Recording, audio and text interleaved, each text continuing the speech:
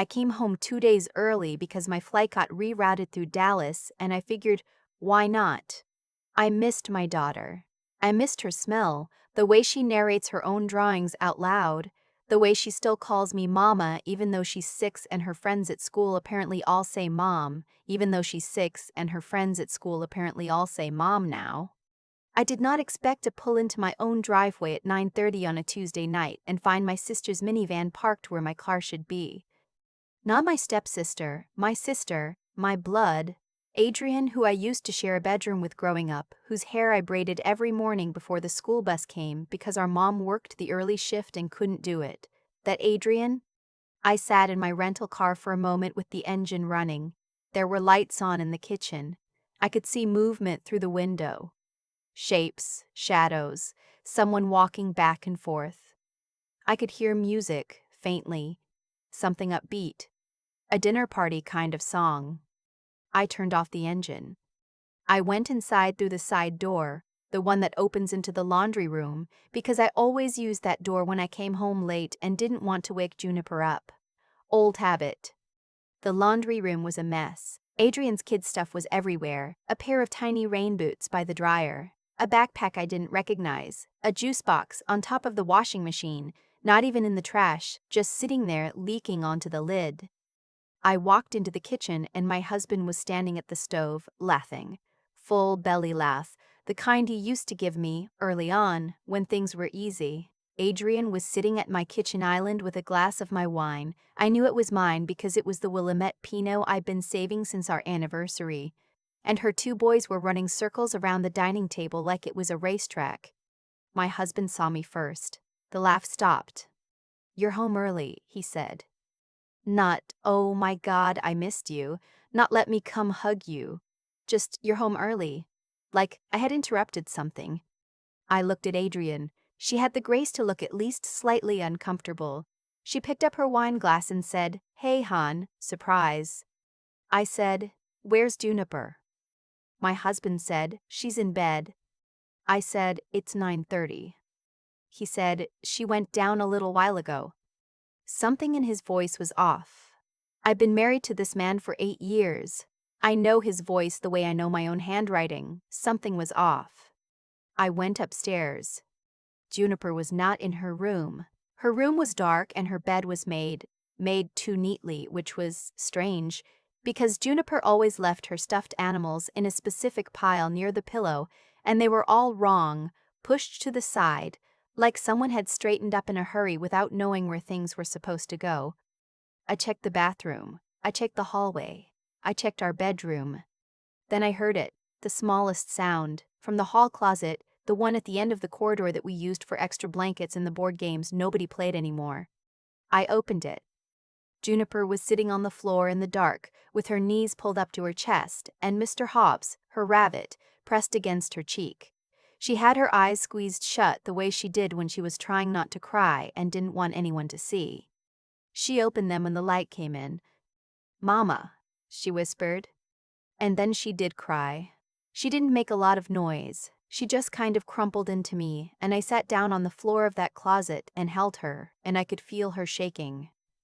I don't have words for what that moment did to me. I don't think I ever will. I got her settled in her room.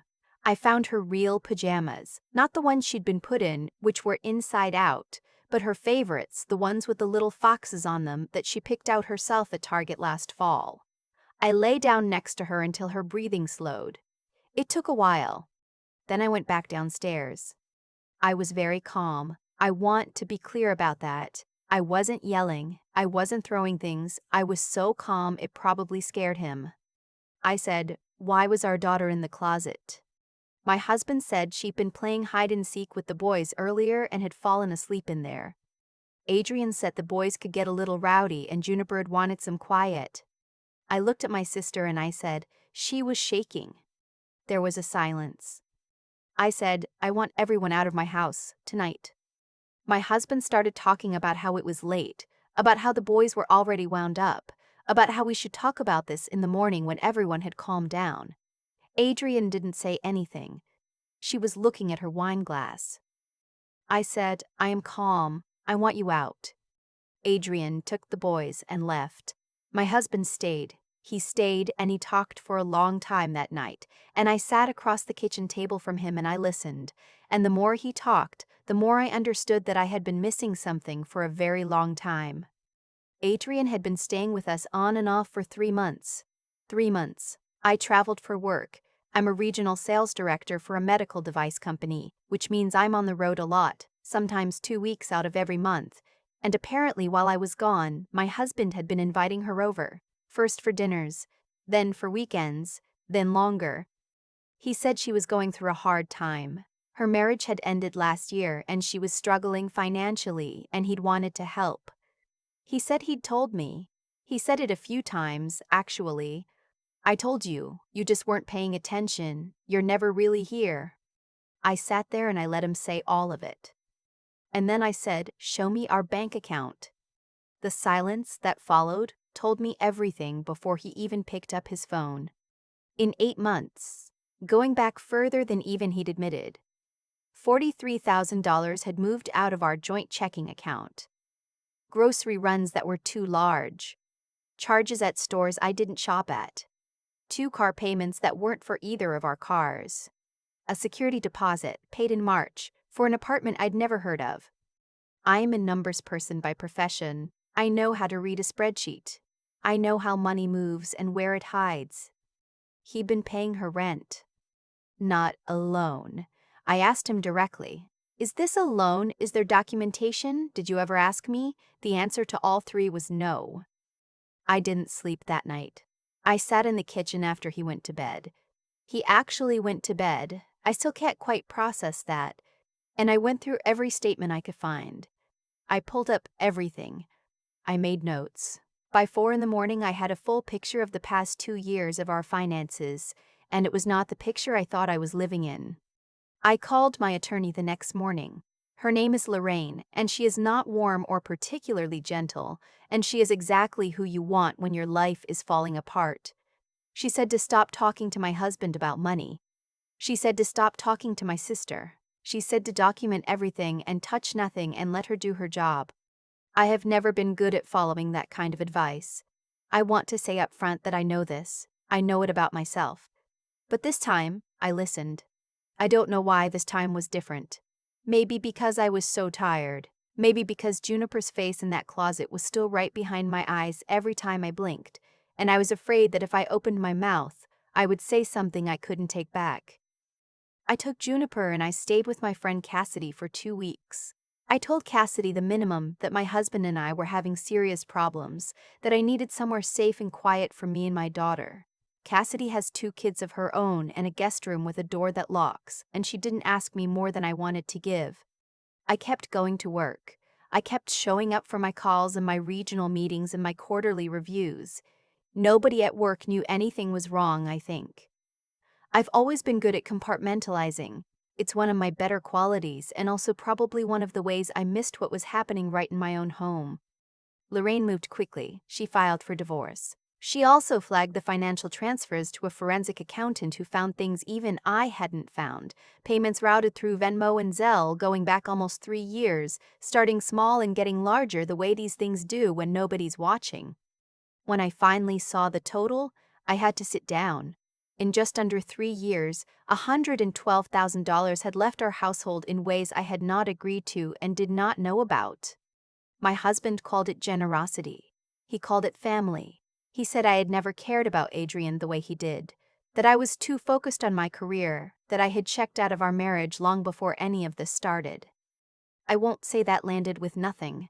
I've thought about it. I've turned it over a lot in the months since. I think there are things about myself I need to look at honestly.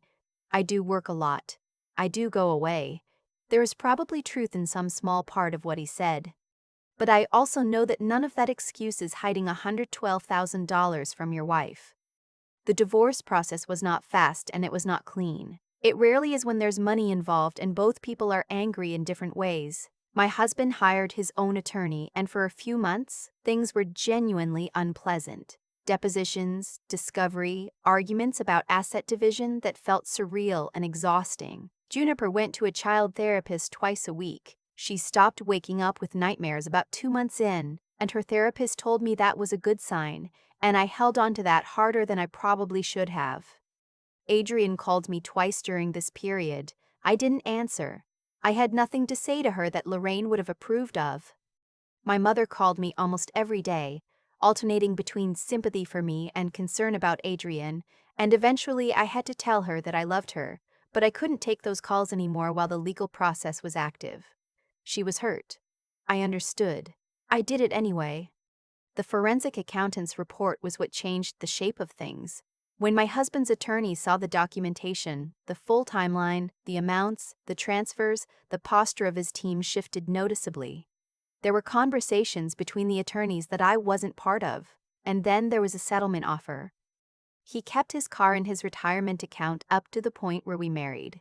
I kept the house, which we'd bought together but which had been purchased largely with money I'd earned, something Lorraine had made sure was documented clearly. I got primary physical custody of Juniper, with his visitation on alternating weekends and one evening per week. He paid back half of what had been transferred, about $56,000, structured as a lump sum from his personal savings.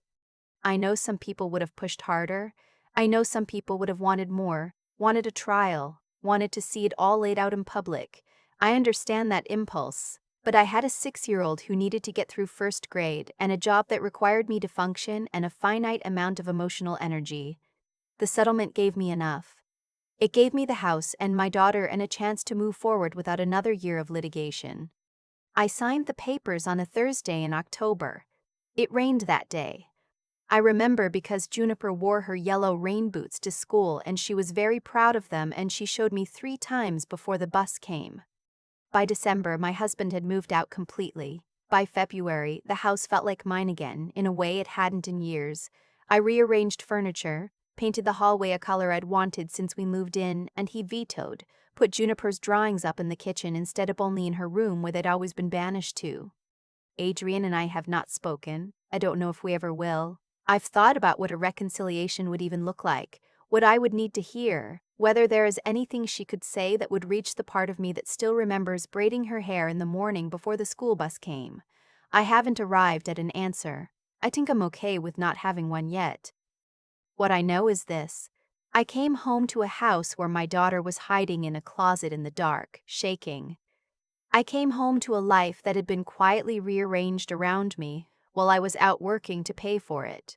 And I walked back into it with clear eyes and I rebuilt it. Juniper is 7 now. She has a best friend named Poppy, who she talks about constantly, and a new stuffed animal, a hedgehog she named Captain for reasons she has never fully explained. She sleeps in her own bed, in her own room, surrounded by her things in exactly the arrangement she wants them. She calls me Mama still. I got the hallway painted sage green, which is exactly what I wanted. It looks good. It makes me happy every morning when I walk past it. Some days that's enough. I keep coming back to the closet. Not in a bad way anymore. Or not only in a bad way. I come back to it because it was the moment I finally saw clearly what had been true for a long time before I was ready to look at it. Juniper didn't end up in that closet because of one bad night.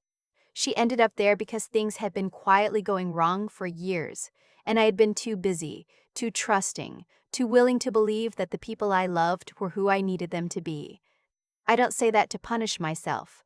I say it because I think it's important to be honest about the way these things actually work. Betrayal doesn't usually arrive all at once. It accumulates. It moves in small amounts, like money leaving an account. $40 here, $100 there, and by the time you notice the balance, so much is already gone. My husband made a choice, and then he made it again, and every time he chose to keep something from me rather than tell me the truth, he was deciding that his comfort mattered more than my right to know what was happening in my own home, with my own child, with my own money. And Adrian, I've thought about this more than I'd like to admit. Adrian let it happen. She sat at my kitchen island and drank my wine, and she knew. That's not something I can unknow. But here's what I've learned about the way consequences actually work. The truth doesn't stay hidden because someone is clever enough to hide it. It surfaces because living a lie takes more energy than most people have. Eventually, the seams show. Eventually, someone comes home 2 days early. What got me through the months after was not luck. It was deciding, very deliberately, to do the right thing even when the easier thing was available. I could have confronted my husband at the top of my lungs the night I found Juniper. I could have called Adrienne every name I had for her. I could have let my anger make every decision. Instead, I listened to Lorraine. I documented. I moved carefully. I protected my daughter first and my rage second. That discipline, doing the hard, correct thing when everything in you wants to do the satisfying, destructive thing, is something I had to build on purpose. It didn't come naturally, but it was the only path that actually led somewhere I wanted to be. I also learned something about the difference between being smart and being wise. I am good with numbers. I can read a financial statement faster than most people in any room. But I missed $112,000 leaving my own life because I wasn't asking the right questions of the right people. Intelligence without attention is just a skill sitting in a drawer. After all of this, I pay attention differently. I ask more. I assume less. I look at the full picture before I decide I already understand it. And then there's the matter of just continuing, getting up, going to work, showing up for Juniper's therapy appointments and her school performances and her very serious opinions about what to name a stuffed hedgehog.